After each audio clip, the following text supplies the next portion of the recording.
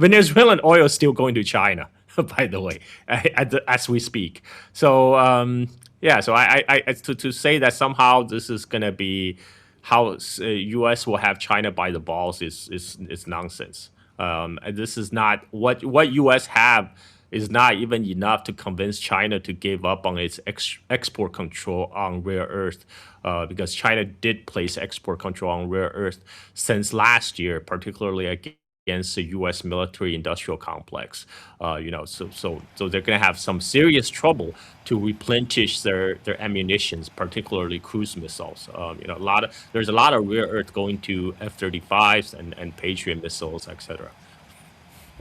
So it sounds like you don't think that this strategy will work, and that's a question of whether or not this is even the strategy. So I guess it comes down to like, is there a method to this madness or not? And people like Brian Berletic have pointed out very correctly that the Iran war has been planned for a very long time. Curbing China obviously is in the U.S. interest. There are think tank papers detailing this, which path to Persia, etc. And so this was always going to be the plan. I guess the question has always been, why now? And I used to perceive it as strictly, sorry, if you'll just allow me to finish my point. The reason I interpreted it happening now because of Zionist pressure. But then I came across this piece of information that the Chinese had actually discovered this, like the world's largest deposit of uranium, like ever in history, like 30 million tons underneath a basin. And recently they also increased their nuclear power plant reactor production capacity. They can build 50 reactors at the same time. So they have the production coupled with the fuel in terms of the uranium that could diversify their economy's energy portfolio within like 5 years.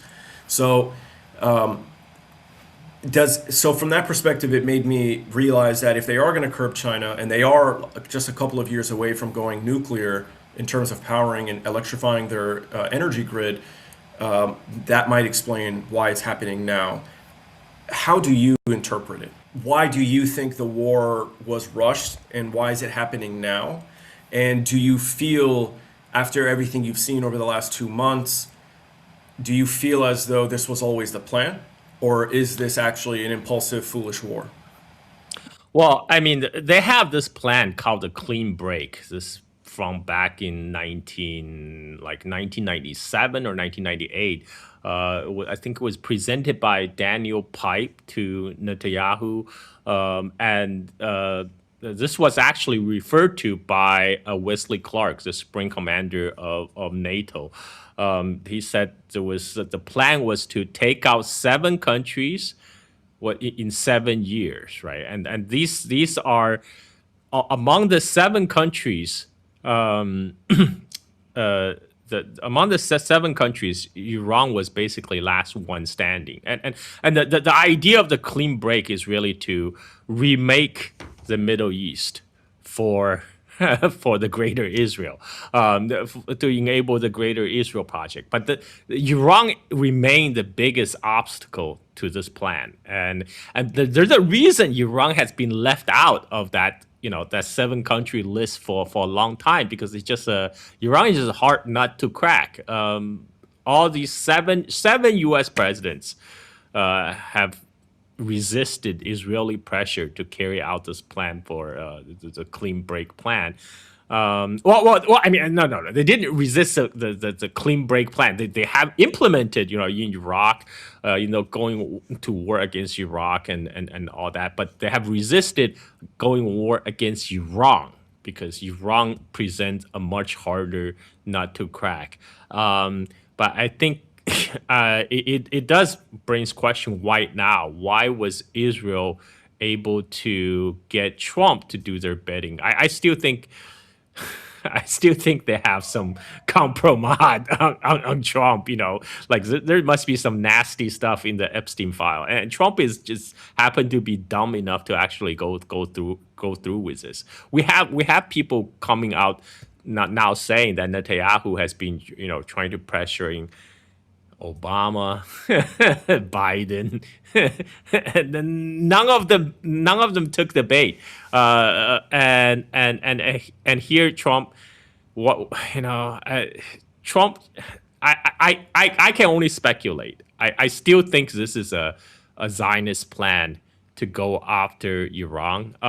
It doesn't mean that United States do not want to take out Iran, but they also have recognized the kind of the difficulty to actually wage a war against Iran. And that U.S. Pentagon has did many war games, and they have never succeeded, even in their war game scenario against Iran, and particularly when it comes down to the closure of the Strait of Hormuz. So this is a well-known problem, and yet for somehow Trump went ahead with it. I think Trump he got some really bad advice from some of his advisors. Well, Trump, for his part, he blames Kushner. He said Kushner told him it would be easy, and I think that's quite possible. You have people like Kushner, like Pete Hegseth, telling him, "Oh, sure, yeah, it would be a cakewalk," and Trump was probably foolish enough to believe them. But this is not a well executed plan. I mean, look at the latest report. They just confirmed that Iran has completely destroyed 11 U.S. bases in the region, and they did it with F-5. That's a 60-year-old airframe. The airplane is older than me. The F-5 came out between end of Korean War and beginning of the Vietnam War, and somehow the Iranian pilot was able to fly those F-5, bombing the U.S. bases unopposed. This is a plot of Top Gun Maverick. I just never expect Top Gun Maverick to be Persian, but yet here we are, and all the copium about that is like, oh, this is because the U.S. military personnel has already evacuated the base. This is why there was no one to man the air defenses against F-5. But that's not a win. You abandon your base in the face of Iranian attack. That's not a win for the United States. So this war has exposed a lot of problems about the U.S. military. U.S. Navy, they can barely feed their soldiers. We have all these photos showing the kind of the pathetic type of meal they serve to the U.S. sailors right now. And the U.S. Navy came out with a disclaimer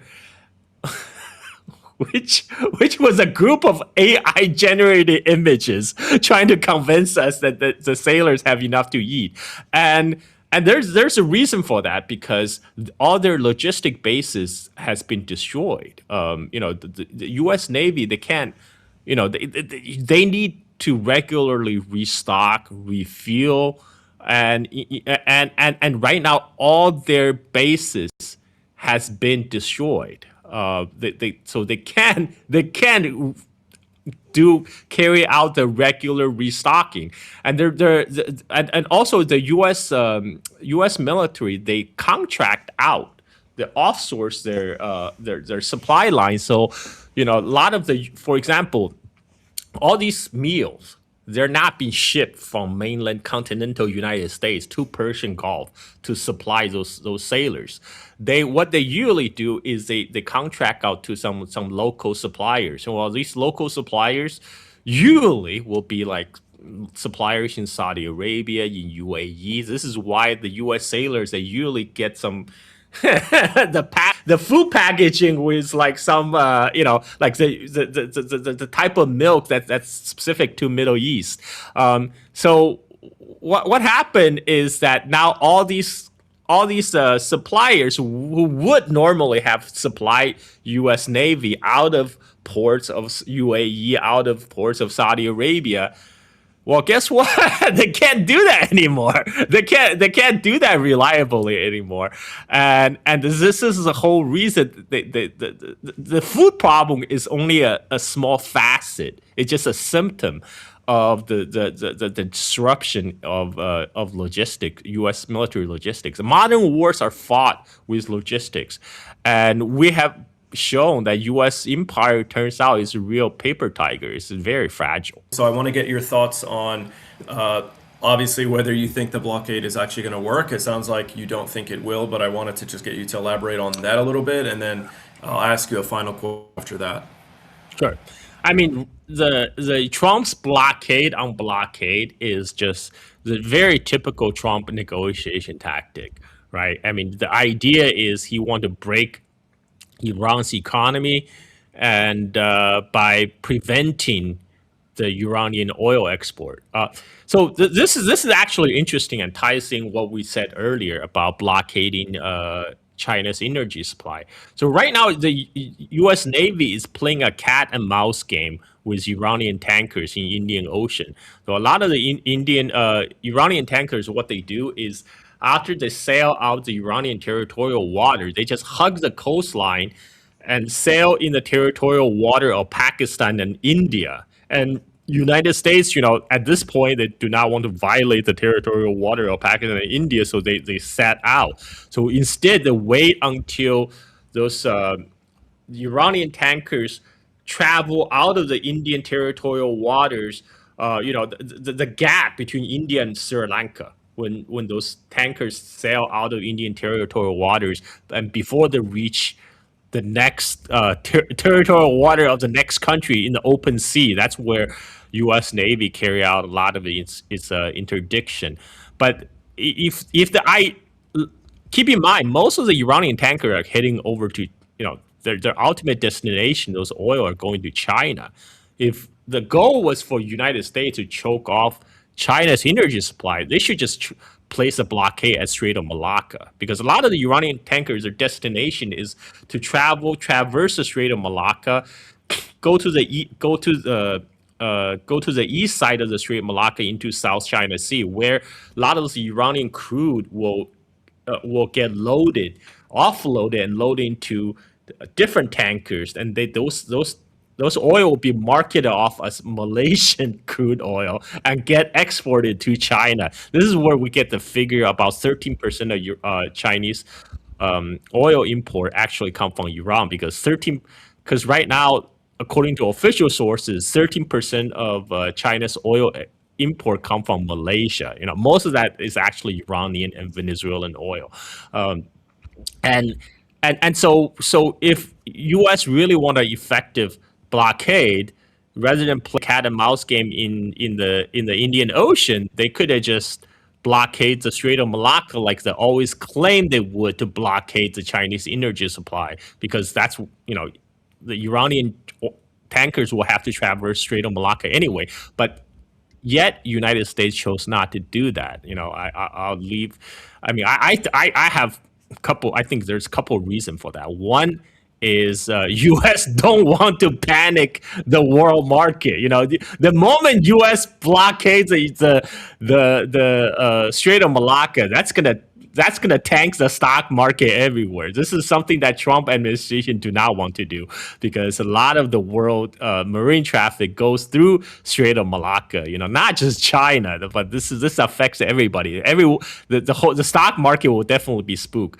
Another reason U.S. decide not to blockade the Strait of Malacca is now you are talking about where they're going to have to carry this out at the tip of South China Sea. Now, Chinese Navy, they may not have the capability projection, the power projection to go challenge the U.S. Navy in Indian Ocean, but they have been building their whole capacity to dominate South China Sea. That's the whole point of the Chinese Navy. So this is why I think, this is my personal estimate, why U.S. chose not to blockade. China's handling this situation very well, and they've been preparing for it for a long time. I think Russia has been conditioned for this, Iran as well, given that they've been under attack, under sanctions for many years now. Everyone else is catching up. It seems like the U.S. is, with every sanction and every aggressive act, they are hurting their supposed allies more and more. And it got me thinking that the U.S. is even though they've built these institutions, NATO, they give their blessing to the European Union, they have all these arrangements with their allies like South Korea, Japan, India, Western Europe, etc. They don't trust the institutions they've built, they don't trust the alliances or friendships they've made, so they're aggressively trying to cement their gains heading into a multipolar world, and that's why they will like blow up the Nord Stream 2 pipeline, affect the energy market so they can aggressively insert American companies that are too expensive for these people to do business with. But now that there's a shortage, they have no choice. And so the way I see it is that the US is either this is like on at the worst end, potentially leading to, God forbid, World War III level escalation. And on the best case scenario, they're just trying to cement and aggressively insert their American companies into a multipolar world where they can't really compete with China, Russia, or Iran. How do you interpret this overall strategy? Yeah, I think it's definitely the latter. I mean, Marco Rubio himself acknowledged the multipolarity is already here. So, if you read the Pentagon papers, that's what they claim. To refocus on U.S. dominance of the West Hemisphere, and yeah, there's not going to be a pivot to Asia as envisioned by Hillary Clinton, because right now there's by the way, when they say pivot to Asia, they're talking about pivot to East Asia. That ain't happening because right now they're drawing away all the U.S. military asset away from East Asia, including Marines from Okinawa and that and that. Ballistic missile defense from South Korea. Now they're shipping them to West Asia. It turns out the pivot to Asia is pivot to West Asia. That it's their plan. The plotters plan. The plotters plot and plan, but Allah is the best planner. United States is just not very good at this. I mean, we don't have the best brains. You have Trump claim that he liberated 8 AI-generated Iranian women, right, from execution. So, we're not dealing with the sharpest tool in the shed here. So, you can count on them to f up whatever plan, whatever grand strategy they originally have. Well, Carl, I thank you so much for being here today. I'm just going to quickly share on the screen your X account so that people can follow you and check out your work. So let me just add that to the scene here.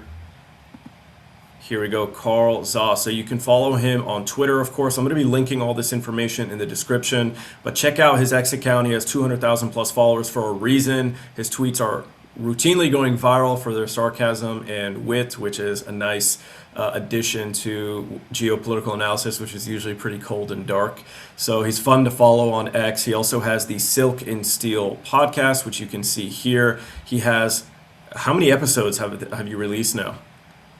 I don't know, a lot because I've been doing it for several years now. But I am doing a chronological retelling of the Chinese history from the very beginning, and currently I'm in the year 221 BC at the unification of China under the First Emperor. So if that's your cup of tea, follow me on Patreon, where I run the Silk and Steel podcast on Chinese history.